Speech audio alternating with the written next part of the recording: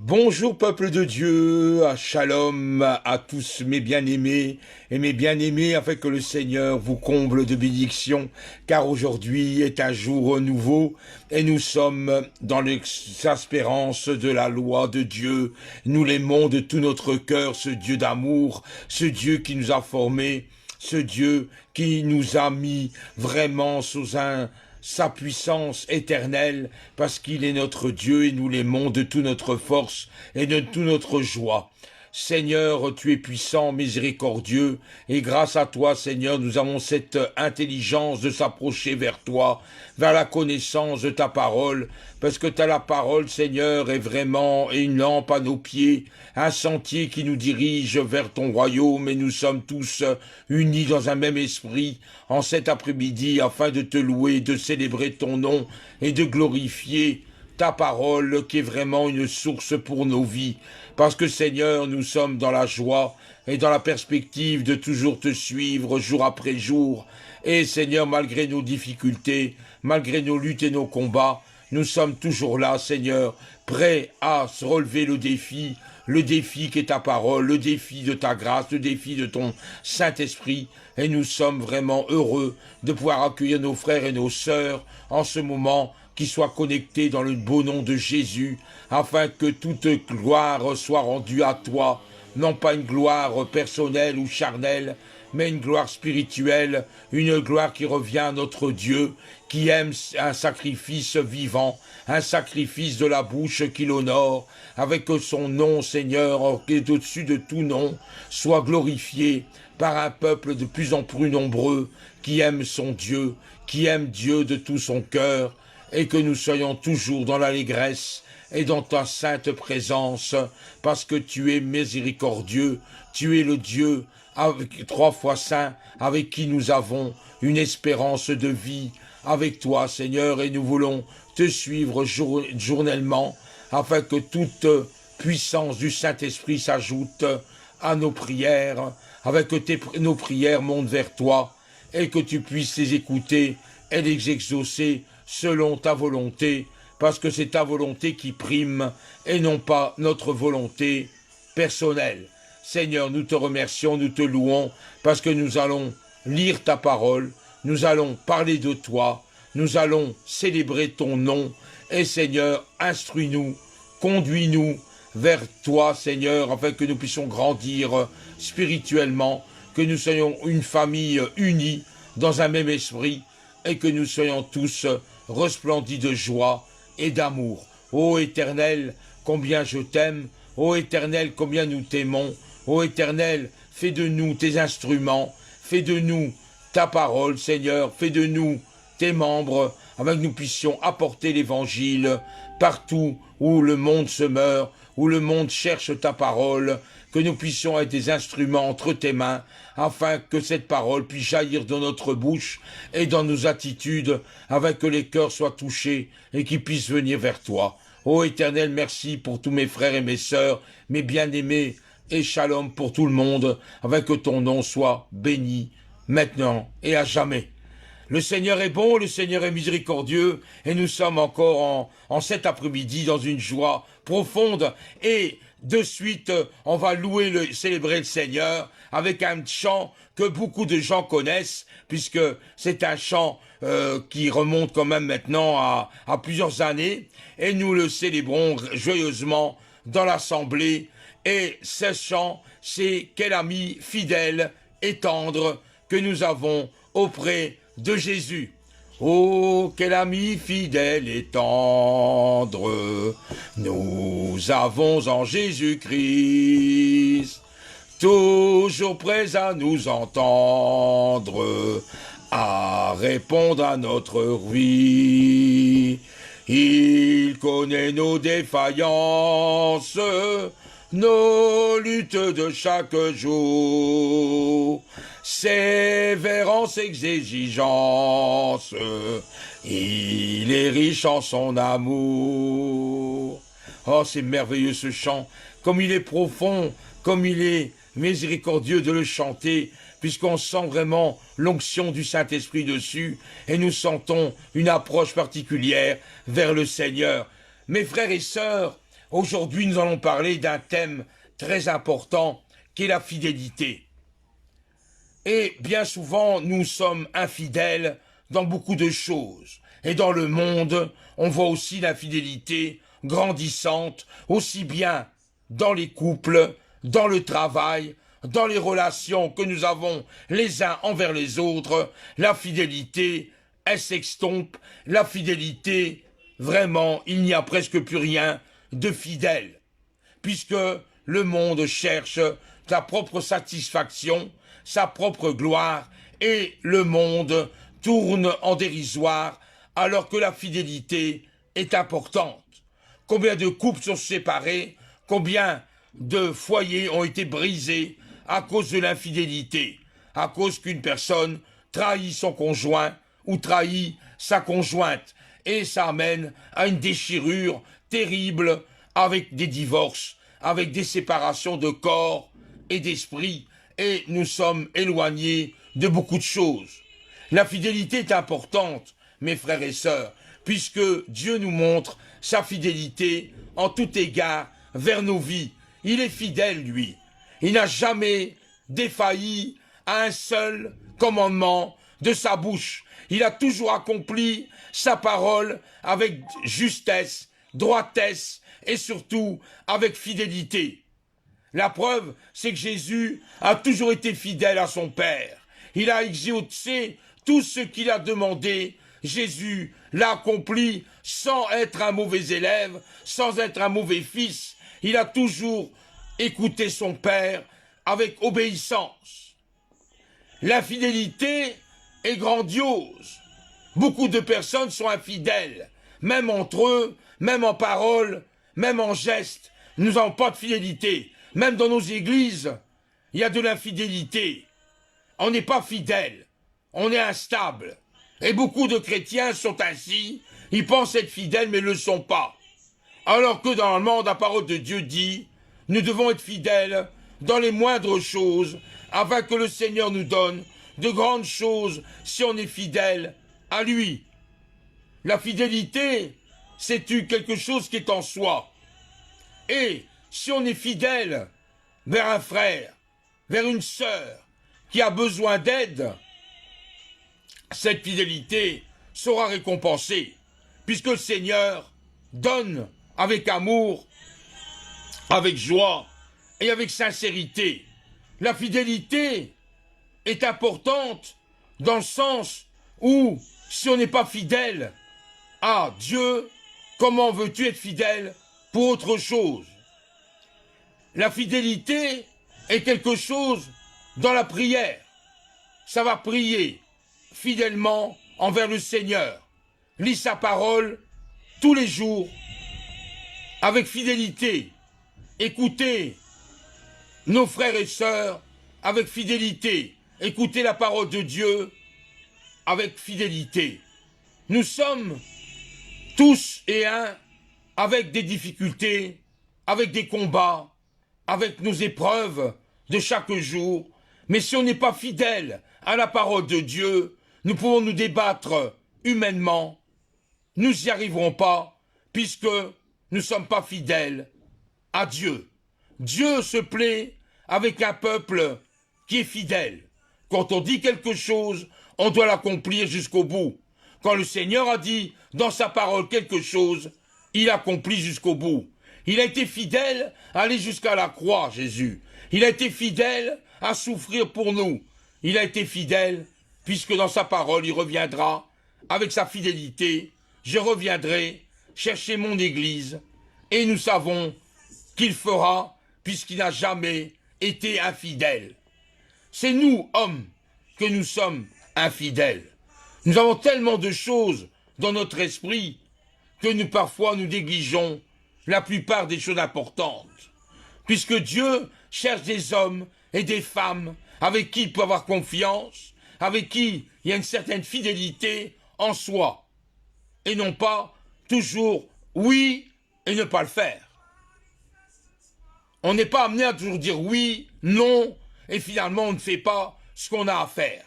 Le Seigneur veut voir des frères et des sœurs qui marchent avec un esprit fidèle, avec une fidélité de cœur, une fidélité d'esprit et une fidélité d'amour en tout temps avec le Seigneur. Nous devons compter sur lui, puisque lui, il est prêt à te relever. Toi qui as des combats, toi qui as des difficultés, toi qui es malade, toi qui as des soucis, sache que Dieu ne remet jamais ce qu'il a promis et ce qu'il a dit. Il le fera, puisque Dieu, depuis la création de l'univers, il a toujours été fidèle à sa parole. Ce qu'il a dit, il le fait. Et ce qu'il fera, se fera fait dans un jour que lui-même aura choisi de l'accomplir. La fidélité en tout lieu, puisque on peut être fidèle envers nos semblables, fidèle dans l'Église et fidèle envers Dieu. Cela va de soi. Mais Dieu préfère un peuple fidèle qui marche selon sa parole, qui veut vivre selon sa voie et s'y est fidèle dans les petites choses. Et le Seigneur fera de même avec toi dans de grandes choses. Puisque le Seigneur voit ta fidélité dans ton cœur. Si tu dis, tu vas jeûner pendant plusieurs jours, le Seigneur verra si ta fidélité, tu la tiens. Si tu dis quelque chose devant Dieu, fais-le. Ne te rétracte pas, ne reviens pas en arrière, mais fais-le selon l'amour de Dieu, puisque Dieu sonde ton cœur, il sait ce qu'il y a dedans, et il sait que si tu es capable de suivre tes engagements, puisque Dieu veut des frères et des sœurs fidèles dans leur service, dans leur ministère, dans leur appel qu'ils ont reçu, dans les prophéties qu'il a été donné par Dieu pour lever, il est fidèle. Il va te former, il va t'aider à surmonter les obstacles et par fidélité, tu le remercieras parce que les moindres choses, il va l'accomplir. Quand tu pries, ne crois pas que tes paroles sont des paroles vaines. Ne crois pas que tes paroles ne sont pas entendues.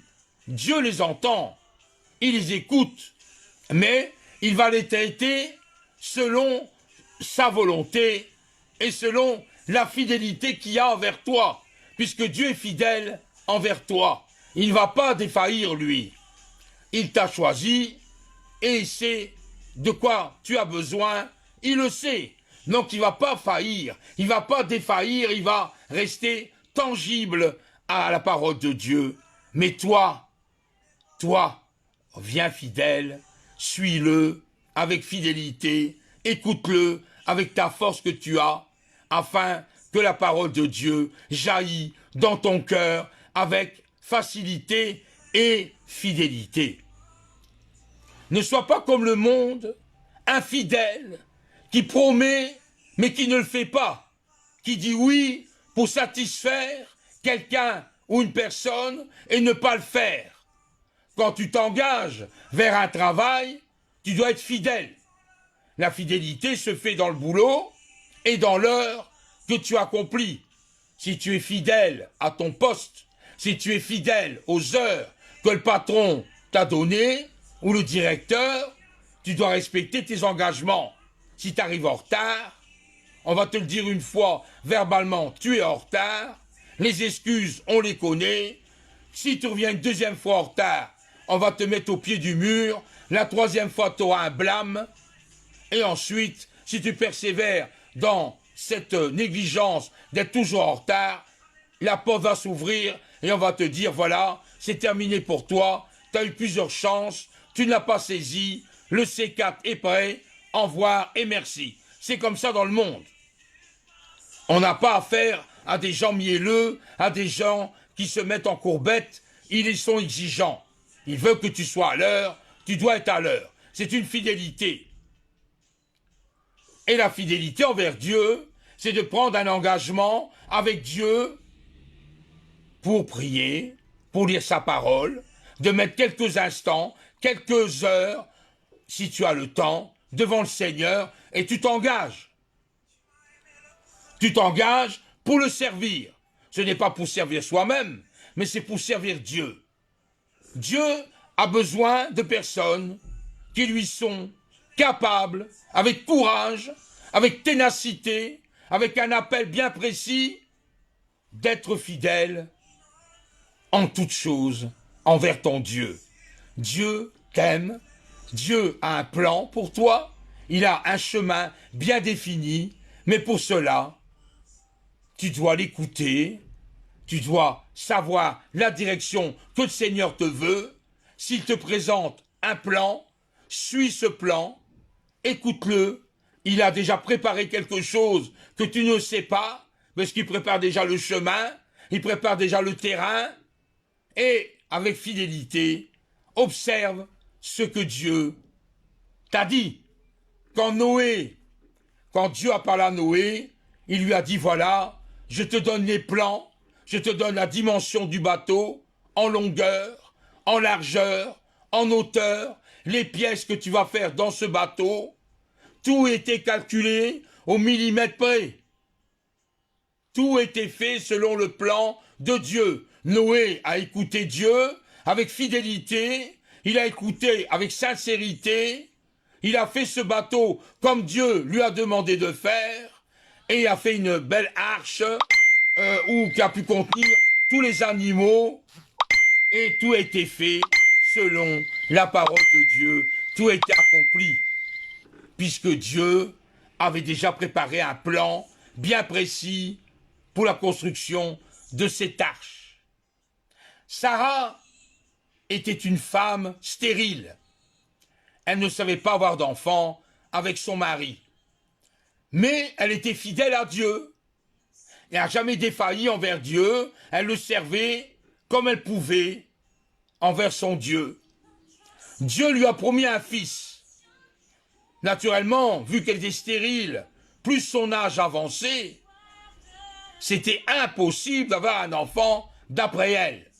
Non, Seigneur, c'est pas possible, je suis stérile, je suis âgé, bon, impossible, j'ai passé ma ménopause, hein, pour les femmes qui connaissent après 50 ans, c'est la ménopause, donc plus possibilité d'avoir un enfant.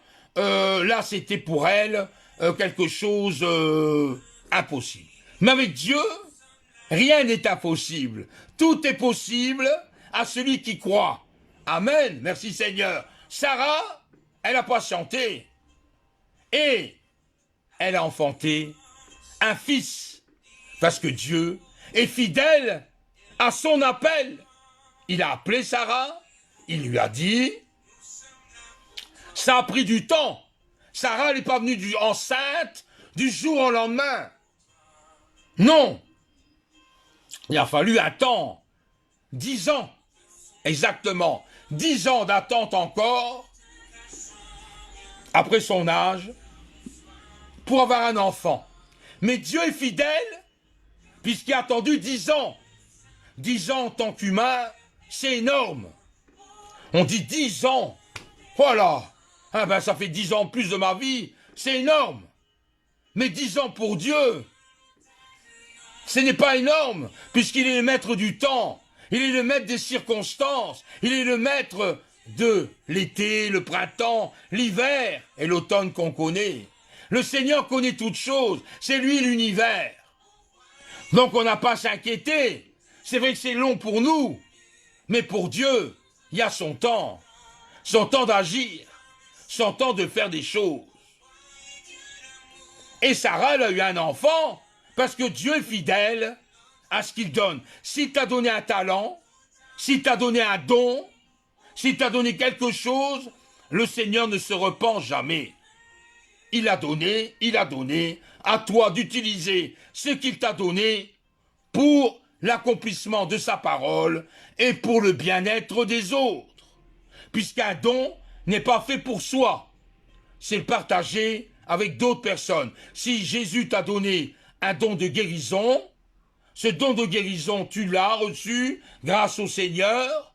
Il te demande d'employer ce don quand tu pries pour les gens qui sont malades, qui sont atteints d'une maladie incurable, d'une maladie où ça reste vraiment profond, les médecins te condamnent, Ça peut être une angoisse, quelque chose qui ne va pas dans ta vie, un problème. Et ce don de guérison est là pour te guérir. Et Dieu ne se remet pas. Si tu n'utilises plus ce don, le don reste en toi et tu l'enterres. Et tu dois rendre compte au Seigneur. Qu'as-tu fait du don que je t'ai donné? Qu'as-tu fait du talent que je t'ai donné pendant mon absence? Quand Jésus reviendra, tu seras jugé. Et si tu dis, ben non, j'ai pas utilisé ce don-là parce que quelque part, pas d'excuse. Jésus t'a donné, tu dois l'utiliser ce don pour les autres et pas uniquement pour toi.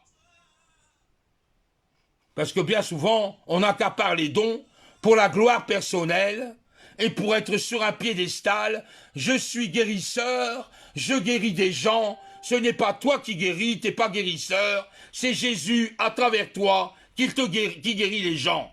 Soyons humbles, soyons humiliés devant les gens. On n'a pas à se pavaner, à se croire supérieur parce que je guéris des gens. Tu guéris pas des gens, toi. Tu guéris parce que le Seigneur a le désir de guérir, mais à travers toi. Il t'a choisi. Il aurait pu choisir quelqu'un d'autre, mais comme il est fidèle, il a choisi toi, afin que tu puisses prier pour les gens, afin que le Seigneur, par la prière pour les gens, se manifeste et les gens sont guéris. Amen. Remercie le Seigneur qui t'a donné ce don-là. Remercie le Seigneur au lieu de te glorifier et de dire c'est moi qui guéris. Tu ne guéris rien du tout. Tu n'es que poussière. Et un jour te tourneras en poussière. Et tu n'es rien, puisque le Seigneur qui fait tout. Dieu est capable, mes amis, est capable de faire des choses que toi-même, tu penses que c'est impossible. Toi-même, tu penses que c'est incroyable qu'il peut t'arriver ces choses-là. Pourtant, Dieu te protège, protège ta vie, protège ton cœur, protège ton corps. Mais toi, tu penses qu'à toi, à ton raisonnement, à tes problèmes, mais tu ne vois plus ce qui se passe autour de toi parce que tu es centré dans tes problèmes. Or, si tu t'occupes des autres, tu ne penseras plus à tes problèmes. Tu penseras aux problèmes des autres. Et le Seigneur te bénira parce que tu ne gardes pas qu'à toi-même, mais tu regardes aussi le regard sur les autres. Aimez-vous les uns les autres, ça ne veut pas dire aimer l'un, aimer l'autre, aimer tout le monde. Ça ne veut pas dire ça. Ça veut dire aimer la personne que tu connais et apprends-le à connaître. On ne peut pas juger quelqu'un sans qu'on ne connaisse pas la personne, ni savoir qui elle est vraiment. Il faut prier pour la personne, et cette personne va se confier, et tu n'as pas à divulguer ce qu'elle te confie. Tu dois garder ça en secret, avec fidélité, dans ton cœur, et tu remets ça devant le Seigneur. L'histoire n'est pas l'histoire de tout le monde, mais l'histoire entre ce frère et ces sœurs qui parlent avec toi, avec le Seigneur, qui en est témoin, parce que lui, il est là, au centre de vos discussions, et tout revient à lui et à sa gloire. Non pas à ta gloire personnelle, ni commencer à dire, ah, j'ai amené cette sœur, je l'ai aidée, j'ai fait ceci, j'ai fait cela. Ça n'a pas beaucoup d'importance, c'est Dieu que tu sers. Et c'est pas l'un ou l'autre, et commencer à te montrer, à te pavaner, que tu es mieux que quelqu'un d'autre. Ce n'est pas vrai. C'est pas ça la parole de Dieu.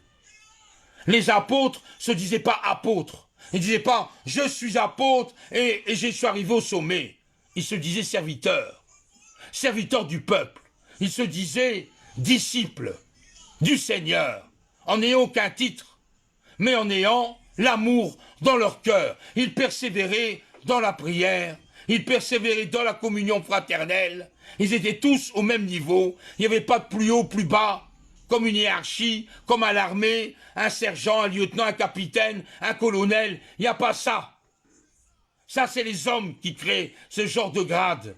On n'a pas de grade devant le Seigneur. On est soi-même, avec ton prénom, ton nom, c'est tout. Et le Seigneur voit ton cœur, parce qu'inutile de lui cacher les choses, il sait comment tu es, il sait comment tu t'appelles déjà, et il sait comment tu fonctionnes, et il connaît ton caractère, il connaît tes désirs, il connaît tout en toi, tu n'as rien à cacher, à tricher, ça ne sert à rien. Le Seigneur le sait. Donc pour être sincère avec lui, sois fidèle dans tout ce que tu entreprends ici-bas, sur terre. Parce que le jour où tu vas monter avec lui, tu auras aussi des comptes à rendre. Et ceux qui vont rester sur terre, eux, encore plus des comptes à rendre parce qu'eux seront là, sur terre, en n'ayant pas cette espérance avec Dieu. Ils ont connu la vérité, ils se sont détournés de la vérité, ils ont fait des choses tout à fait autres que la parole de Dieu, et se retrouvent dans cet état-là, en n'ayant pas, avec le Seigneur, une place réservée dans le royaume de Dieu. Jésus prépare ta place. Il a déjà prévu une place pour toi. Ne crois pas que quand tu es sur terre, tu n'as pas une place quand tu monteras avec lui. Il a déjà prévu. Mais pour ça, il veut que tu sois fidèle avec lui. Fidèle dans tout ce que tu entreprends. Sois fidèle dans la prière. Sois fidèle dans la parole de Dieu. Sois fidèle à ce que tu lis. Sois fidèle dans tout ce que tu fais, même au travail, envers ta femme, envers tes enfants. Tu dois rester fidèle dans tes engagements. Et le Seigneur préfère des hommes et des femmes durs, des hommes et des femmes solides dans la foi, malgré les épreuves, malgré les combats, ils restent fidèles à Jésus.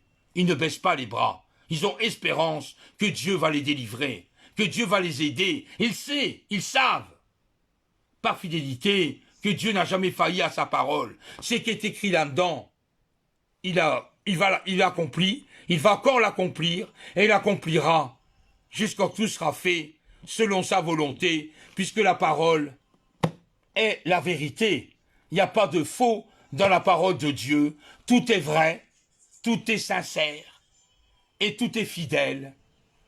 Dans le moindre petit écrit, dans le moindre mot, dans la parole de Dieu, la fidélité, ça se sent, ça se voit, et le Seigneur se plaît dans un peuple qui se soumet à lui, qui obéit à sa loi, qui n'est pas orgueilleux, qui ne monte pas sur un piédestal, mais qui reste fidèle, tel que Jésus a été fidèle envers son Père.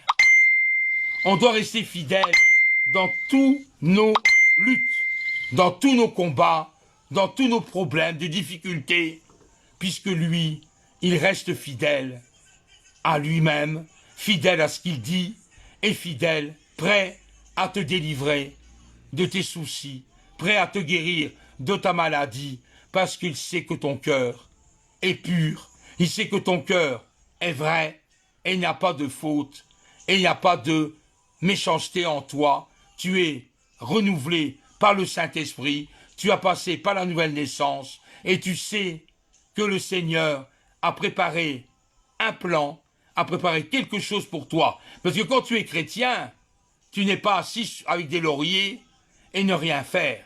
Tu as un travail à faire pour le Seigneur. Un travail, eh oui. Un travail de quoi? Demande au Seigneur, et il va te dire de quel travail il veut que tu fasses pour lui. Et je ne suis pas toi, on est chacun séparés, on n'a pas les mêmes choses, mais le Seigneur donne à chacun et à chacune un travail à effectuer. Pour l'un, ce sera la consolation, consoler les frères, les sœurs, être proche. Un autre, ce sera la prière, ce sera un homme et une femme de prière, d'intercesseur, de quelqu'un que Dieu peut lui confier des sujets de prière, et même la nuit, tu te lèveras pour prier pour les sujets que Dieu t'a donnés. Un autre, ce sera un côté ministère pastoral. Il aura ce désir d'être un pasteur, ce désir de pouvoir paître le peuple de Dieu, de pouvoir le nourrir, de pouvoir le protéger. C'est quelqu'un qui est le guide de l'Église, on va dire comme ça. Un autre, ce sera un apôtre, aller former des églises un peu partout, voilà, pour une formation dans une église en Afrique, qui peut être en Amérique, ça peut être selon l'Esprit de Dieu qui le montre, ou tu ferais une assemblée. Un autre, ce sera l'évangélisation. Son cœur, c'est évangéliste, il est bouillant, à prêcher la parole à l'extérieur, à pouvoir parler du Seigneur, à prier pour les malades, ça c'est le côté évangéliste, d'aller sur les gens, d'aller là où ils sont, aller prêcher la parole de Dieu et à les amener au Seigneur. Ensuite, il y a le prophète. le prophète qui reçoit des révélations de Dieu directement, qui parle à un peuple bien affermi sur des directions bien justes, ça c'est le prophète. Et ensuite le docteur qui étudie bien les écrits, comment les apporter, la manière dont il peut parler, il te dira des choses justes selon la parole de Dieu, avec des choses bien révélations avec le Seigneur. Tout ça c'est Dieu qui donne. Ensuite, il y a des dons spirituels, on a 9, que le Seigneur peut répandre à l'un, à l'autre, afin de l'édification commune, afin que l'Église soit armée de ministères, armée de dons spirituels, pour marcher avec le Seigneur dans une pluridisciplinaire, avec tous des gens qui prient, qui louent, qui s'exhortent, qui s'édifient, qui marchent avec un Dieu vivant, avec un Dieu sincère, qui veut du bien à nous. Parce que quelque part, le Seigneur ne veut pas ton malheur. Il ne veut pas que tu sois malade. Il ne veut pas que tu aies des soucis, que tu aies des problèmes et des difficultés. Il ne veut pas que tu aies des combats. Lui, ce qu'il veut, c'est que tu sois heureux et heureuse. Avec le Seigneur, avec sa parole. Et oui, le Seigneur veut ton bonheur. Il ne veut pas que tu sois malheureux, triste. Non. Lui, ce qu'il veut, c'est de voir un frère, une sœur, un ami, avec lui, fidèle, heureux, sincère, et qui loue le Seigneur avec une joie profonde, malgré que parfois la tempête est rude, parfois que l'ouragan tourne autour de toi, le cyclone qui s'agite, mais toi, tu as la paix, tu as la joie, tu es heureux d'appartenir au Seigneur. Et malgré tout ça, la pluie qui tombe avec grêle, la pluie qui s'agite et le vent qui tourne, le tremblement de terre pour te faire peur. Toi, tu restes paisible et tu dis, Seigneur, s'il y a telle tempête, c'est toi qui le veux. Mais moi, ma vie t'appartient. Je donne ma vie entre tes mains. Qu'importe ce qui peut m'arriver, je sais que je suis avec toi et je ne veux pas sauver ma vie, mais je la donne pour toi. Fais ce que tu as bon envie de faire avec ma vie, et je suis là, Seigneur, et fais ce que tu veux de moi. Ça, c'est ce qu'on veut arriver à tout chrétien et à toute chrétienne, une joie immense. Souvenez-vous de cette barque où les disciples étaient sur un bateau, et Jésus étant fatigué, il se reposait dans ce bateau paisiblement. Et il y a eu un vent impétueux, il y a eu un vent terrible, les vagues ont commencé à s'agiter, le vent soufflait, tout le monde était en désarroi dans le bateau, les disciples s'affolaient, ils avaient peur, l'eau commençait à rentrer dans la barque, ça commençait à avoir des conséquences, et le bateau allait de droite à gauche, et finalement les disciples ont eu peur. Maître, maître, mais lui il dort. Mais pourquoi il dort lui? Il n'a pas peur. Maître, maître, et l'on secouait certainement. Le Seigneur, voyant qu'est-ce qu'il y avait les disciples, en peur pour leur vie, puisque s'ils coulent, ils allaient mourir, c'est ce qu'ils pensaient dans leur tête. Et le Seigneur s'est levé, il a ordonné au vent, à la nature, de se calmer, et la nature s'est calmée selon l'ordre de Dieu. Et les disciples ont dit, quel est cet homme qui a pu commander à la nature de se calmer et au vent? Et Jésus n'a pas été par quatre chemins. Il leur a dit, gens de peu de foi. Eh oui, gens de peu de foi. Pourquoi avons des fois peur? Pourquoi avons des problèmes? Pourquoi des difficultés? Parce que tu n'as pas confiance dans Dieu.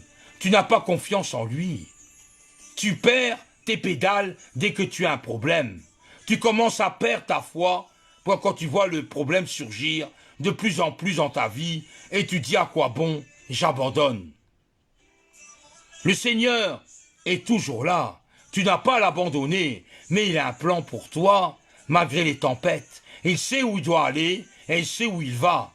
À toi de t'accrocher, puisque ton temps n'est pas son temps. Sache-le, le temps que tu traverses n'est pas le temps que Dieu lui traverse. Elle voit ça autrement, parce que lui connaît les suites. Tandis que toi, tu ne connais pas les suites. Tu ne sais pas. Tu ne sais pas ce qui peut t'arriver, qui va arriver après. Mais lui, il sait. Et il sait où veut t'emmener. Fais-lui confiance. Une confiance inébranlable. Une confiance solide avec ton Dieu. Afin que quand il y a un combat, une difficulté, tu as espérance envers Dieu. Et lui t'aidera. Dieu est tout-puissant. Dieu est miséricordieux. Dieu connaît mieux que quiconque ta vie. Il le sait. La période que tu traverses, les difficultés que tu rencontres, ta maladie qui n'arrive pas à s'améliorer, ta maladie qui est là, qui ne dégage pas de ton corps, tes problèmes financiers, tes problèmes au travail, tes problèmes que tu n'as pas de travail, que tu es au chômage, tout ça, le Seigneur le sait.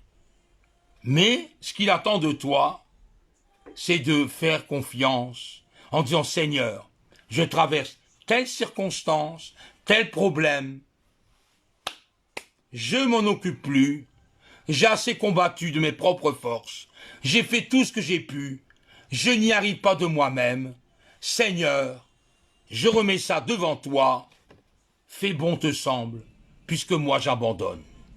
Et je compte sur toi, et je compte sur ta grâce. » Avec un cœur comme ça, le Seigneur ne sera plus sourd. Le Seigneur va t'écouter et il va te relever, puisque le Seigneur entend ta voix avec sincérité, avec une joie qui sort de ton cœur, et un cœur pur et sincère, et pas un cœur calculé, comment je vais faire, comment je vais entreprendre, parce que tu lui fais confiance à 100%, dans toutes tes difficultés, dans tous tes problèmes. Tu peux avoir l'ennemi aussi qui se bat contre toi, parce que lui, tout compte fait, il cherche ta perte. Elle va utiliser tous les moyens pour te déstabiliser, pour que tu chutes. Mais sache que ce n'est pas Satan qui commande. Ce n'est pas lui qui est le maître du temps. Ce n'est pas lui qui va monter au-dessus de Dieu. Dieu est tout-puissant. Dieu connaît toutes choses. Satan, lui, c'est pour te perturber, te détourner, pour te faire douter. Mais n'écoute pas le menteur. Mets des filtres à tes oreilles et refuse toute discussion avec lui et tout compromis. Ne l'écoute pas, mais reste ferme dans la parole de Dieu. Suis la parole de Dieu et tu verras la puissance de Dieu dégager de ta vie parce que tu lui as fait confiance. Et tu fais confiance actuellement pour lutter contre tous tes problèmes. Ne crois pas qu'on est chrétien spirituel et qu'on est sur une montagne et qu'on se dit « Moi, j'ai jamais de problème ». Ce n'est pas vrai, c'est faux, c'est une illusion. Même un pasteur d'une église a ses propres problèmes. Même un prophète ou un apôtre a ses propres problèmes tant qu'il sera humain. Tant qu'il sera sur terre, il y aura ses problèmes et ses difficultés.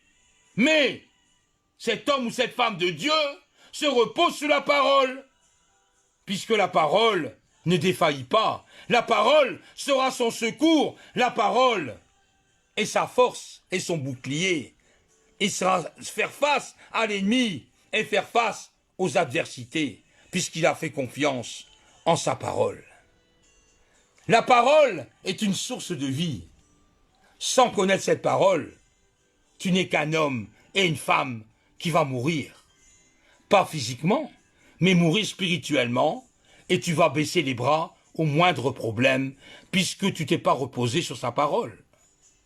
Dieu cherche des hommes et des femmes fidèles, qui puissent suivre le Seigneur jusqu'au bout, juste à donner leur vie pour le Seigneur, à perdre sa vie pour le Seigneur.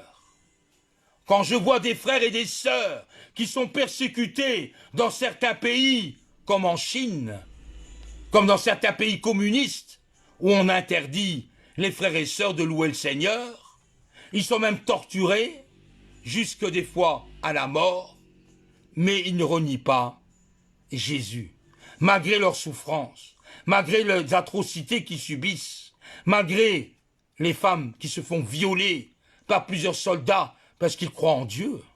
elles demandent de renier leur Bible. Et cette femme, elle s'accroche aux paroles de Dieu en disant, Seigneur, je suis avec toi jusqu'au bout. Je t'écoute, Seigneur, jusqu'au bout, malgré les souffrances que les hommes lui font faire. Cette femme, elle reste fidèle au Seigneur. Elle reste accrochée à Dieu. Voyez quel courage qu'elle a, cette femme. Elle aurait pu abandonner et dire, j'arrête tout. Et j'écoute le communisme ou les idéologies des hommes. Mais je renie Dieu. Or, elle n'a pas renié Dieu. Elle est restée fidèle. Combien de chrétiens ont été mangés dans une fosse à lions parce qu'ils portaient le nom de chrétiens? On les a mis dans des lions affamés. Pendant plusieurs semaines, les lions n'avaient pas à manger. Et on leur a demandé, bon, vous croyez en qui? À Rome? À l'empereur? César? Ou à votre Dieu? Ces gens et ces femmes, ils n'ont pas hésité. Nous croyons en notre Dieu. Nous ne voulons pas dire autre chose. Nous louons Dieu. Ils les ont mis dans l'arène. Ces gens se sont mis à genoux en priant et en louant Dieu, en mettant toutes ses forces pour louer Dieu. Les Romains ont ouvert les grilles. Les fauves affamés se sont jetés sur les femmes, sur les enfants, sur les hommes pour les manger. Puisqu'ils avaient faim, ils pensaient à leur estomac. Ils ne pensaient pas que c'était quelqu'un d'autre, un humain, puisqu'un animal ne réfléchit pas plus. Lui, ce qu'il voyait, c'était son ventre. Mais ces gens, ils sont morts dans leur foi et dans leur conviction. Et Dieu les aime malgré tout, comme Étienne, que quand il était en train de prêcher, on l'a saisi, comme il priait Dieu. On l'a dit, renie ton Dieu, Dieu n'est pas, c'est pas vrai, c'est faux. Et lui a dit non, jamais. Ils ont pris des cailloux, ils l'ont lancé sur lui jusqu'à la mort de son corps, parce qu'il aimait Dieu et qu'il a donné sa vie pour Dieu. Quel exemple, mes amis. Est-ce que nous serons peut-être prêts un jour de faire pareil pour Dieu? Est-ce qu'on serait capable de le faire? Est-ce qu'on serait capable d'aller jusqu'au bout quand Dieu nous verra tout ça? Le Seigneur connaît toutes choses, mes amis. Il connaît toutes choses. Faisons-lui confiance. Faisons-lui confiance qu'il y a un plan pour toi. Sache-le. Et si tu ne sais pas ton plan, demande-lui. Tu as une place dans l'église. Ne crois pas que l'église est réservée qu'à une certaine catégorie de gens qui se mettent en avant et qui pensent qu'ils sont dans des beaux fauteuils bien luxueux et que toi tu es sur un fauteuil en arrière et que tu n'as rien à faire dans l'église. Tu as un plan. Tu as ta place dans l'église. Tu as quelque chose que Dieu peut utiliser dans l'assemblée. Eh oui, eh oui. Ne crois pas que tu es un auditeur ou Dieu ou que tu es quelqu'un qui t'oublie. Le Seigneur ne t'oublie pas. Il a quelque chose pour toi, pour ta vie et pour ton espérance de vie jusqu'à la résurrection des morts, jusqu'à quand Jésus reviendra. Avant cette résurrection, s'il revient avant, il va venir te chercher. Sois prêt. Sois prêt. Ne sois pas en retard. Ne sois pas défaitiste. Ne sois pas dans tes problèmes quand Jésus reviendra. Tu dois l'attendre avec un cœur ferme et avec des pieds fermes. Merci Seigneur, je suis prêt, viens me chercher.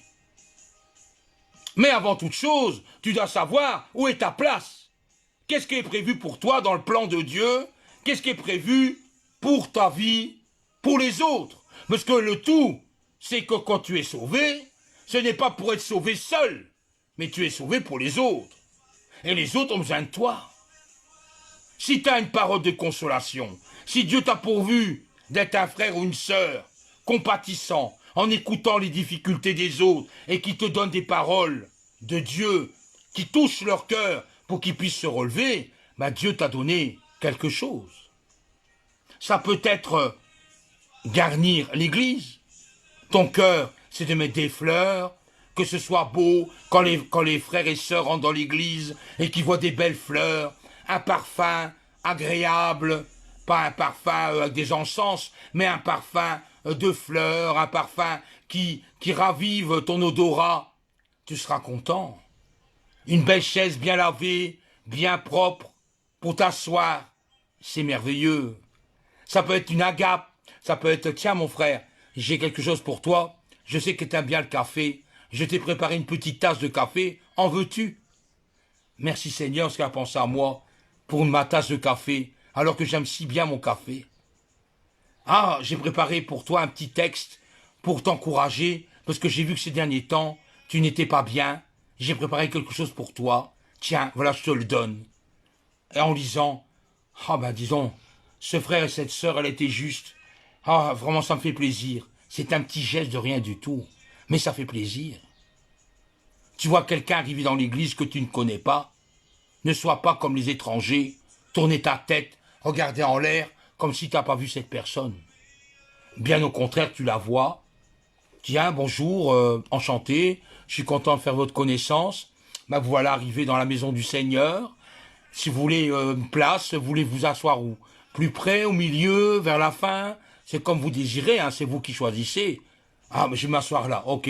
Vous voulez que je vous aide à défaire votre maintenant?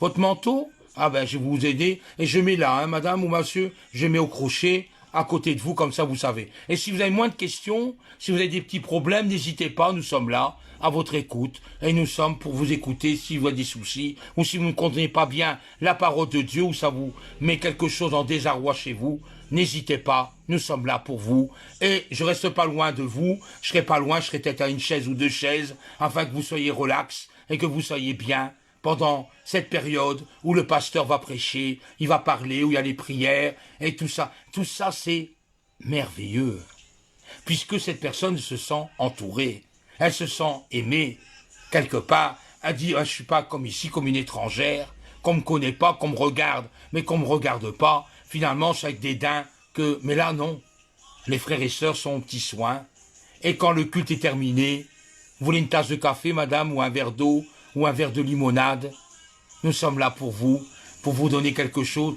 Et si vous voulez une aide, ben on est là. Si vous voulez qu'on vienne chez vous, ou alors peut-être une discussion, je laisse mon numéro de téléphone, afin qu'on prenne contact et qu'on puisse continuer à se voir. Ça, c'est l'amour de Dieu. L'amour dans une assemblée doit exactement ressembler à celle-là, comme dans l'église primitive, dans Actes des Apôtres, au chapitre 2, où tout le monde persévérait dans la prière, il persévérait dans la communion fraternelle, il persévérait dans ce qu'il entreprenait, il rompait le pain et le vin chaque fois qu'ils se rencontraient. Ça, c'est la parole de Dieu. Et Dieu se manifeste dans des prodigues et des miracles si on l'obéit. On craint Dieu. Le craindre est important et Dieu s'accomplit dans un peuple qui recherche sa voie, qui recherche sa vie, ses préceptes, qui le garde en soi et qui le fructifie, non pas uniquement pour soi, mais pour les autres. Le Seigneur est tout-puissant. Le Seigneur est miséricordieux et il connaît chaque chose dans ta vie. Il le connaît, même ton passé, ton enfance, ton adolescence. Il sait par où t'es passé. Et il sait qu'il peut compter sur toi si tu es fidèle dans le peu de choses que Dieu t'a donné. Et un petit peu à la fois, il va te donner de grandes choses, puisqu'il a vu que tu étais fidèle dans des toutes petites choses, qui pour toi petit, mais pour Dieu est grand. Tout dépend un peu comment la vision des choses. Mais Dieu sait le pourquoi et le combien. Bien souvent, nous mettons notre confiance, notre espérance sur des hommes ou des femmes. Nous comptons comme des amis, on pense connaître comme un ami, comme une amie. Mais bien souvent, c'est l'amertume. Bien souvent, c'est le désarroi. Bien souvent, c'est la tristesse. Bien souvent, c'est la trahison. Puisqu'on est des hommes et des femmes. Mais Dieu n'a jamais failli aux moindres choses qu'il t'a promis. Jamais. Dieu est fidèle dans toutes choses du moment que tu lui fais une entière confiance envers Dieu. Les bontés de l'Éternel ne sont pas épuisées.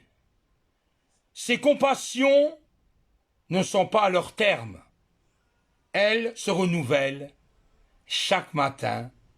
Oh, que ta fidélité est grande. Amen. Amen. La parole de Dieu est magnifique. Nous voyons dans Lamentation, chapitre 3, du verset 22 au verset 23. Dieu est la vérité. Il n'y a pas d'autre vérité que Dieu. Et une caractéristique de Dieu, il est fidèle.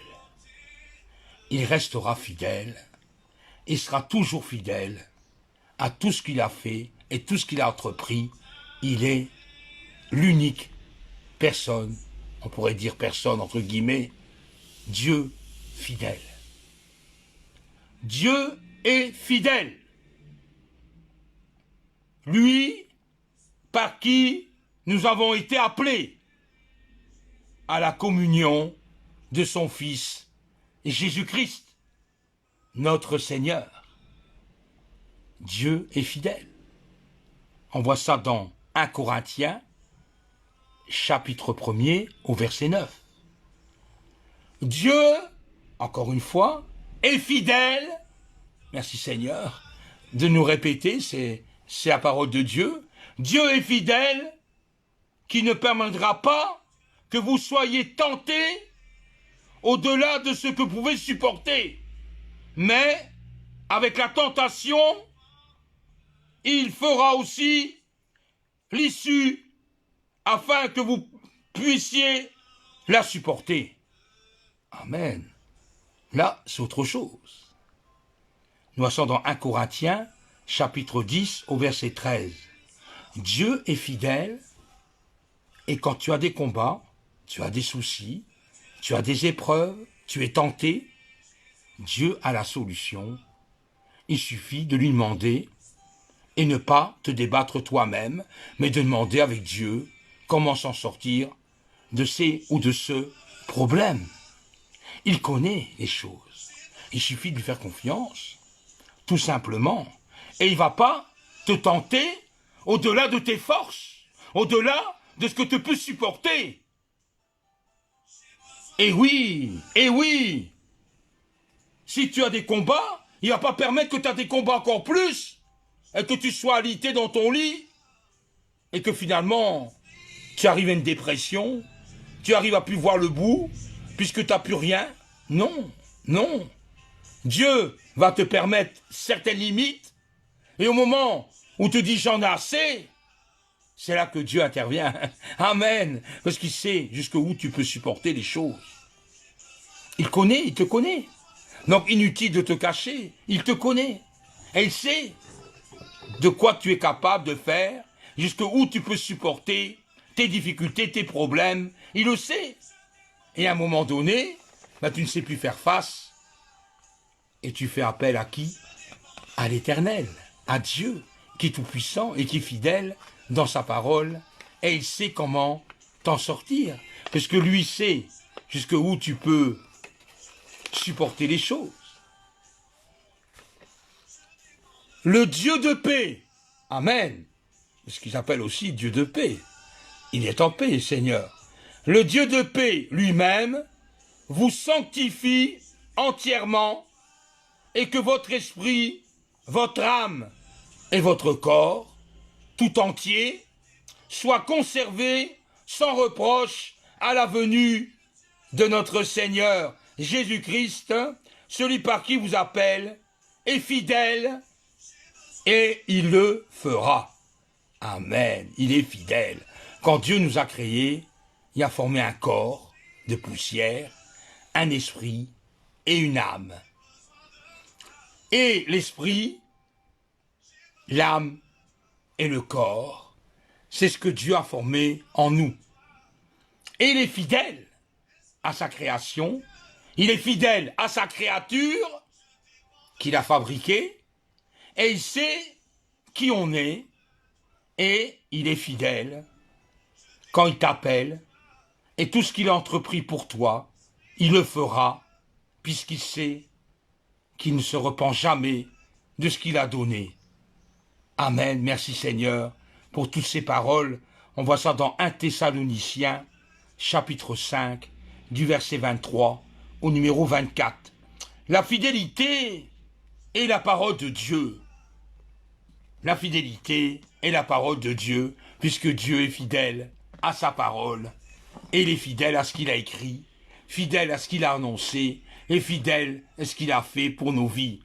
Il n'y a pas d'autre personne plus fidèle que Jésus. La fidélité,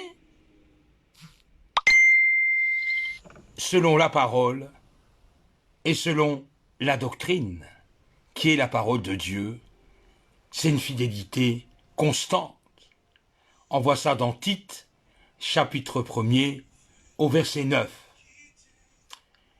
Jésus revient bientôt, il a dit en sa parole, il reviendra, c'est sûr. Les signes qu'il nous a donnés pour nous prouver que Jésus revient bientôt, ces signes, elles sont là, et elles sont déjà venues, et elles seront encore là. Mais Jésus reviendra sur un cheval blanc, comme dit la parole de Dieu, avec un diadème sur la tête, avec une multitude d'anges, pour chercher, te chercher, mon frère, te chercher ma sœur, pour être avec lui, dans son royaume, où il a préparé déjà une place, et pour être avec lui. Merci Seigneur, merci ce que tu fais pour nous.